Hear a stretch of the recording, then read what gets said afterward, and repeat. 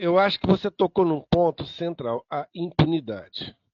Porque eu tenho um texto, né, que é chamado Militares e Anistia no Brasil, que eu analiso todas as anistias relacionadas aos militares, e eu tenho uma tese que ela sinteticamente se coloca o seguinte: as anistias no Brasil elas foram socialmente limitadas e ideologicamente norteadas.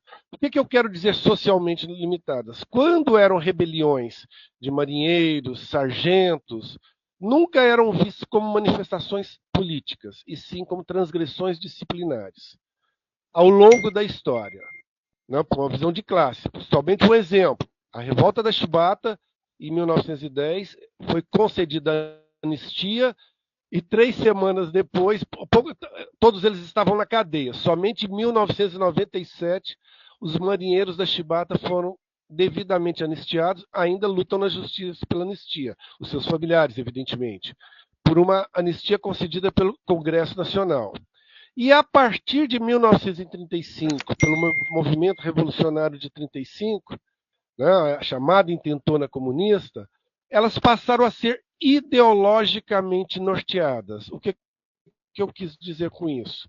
Que todos os movimentos a partir de 35, que vieram do campo de esquerda, nacionalistas, enfim, sempre adjetivados de comunistas, os militares nunca foram anistiados ou somente parcialmente anistiados ao longo da história, né?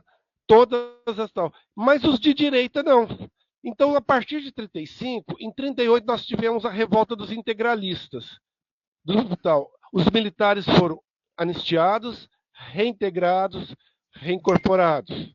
A partir de 45, né, a revolta de Jacareacanga, a revolta de Jaracarça, ambos os militares, que inclusive, na mesma linha do que nós vimos agora, alguns estão surpresos, mas dentro dos planos que foram descobertos à época, previam inclusive o assassinato de Juscelino Kubitschek.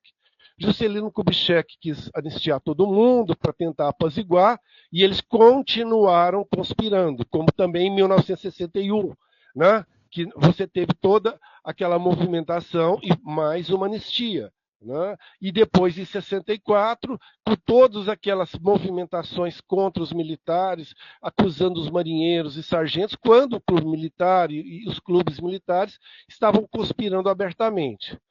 Veio o golpe, né? Quer dizer, todos os de direita foram inclusive agraciados com a medalha do pacificador, etc. Veio o golpe, você teve dois grandes eventos gravíssimos, que até hoje não houve punição.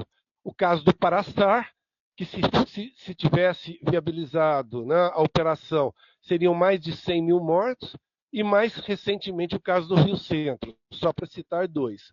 Então a impunidade sempre graçou no campo da direita militar.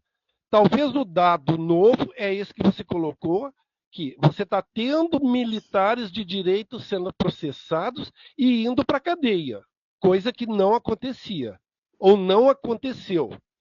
Né? É bom lembrar disso.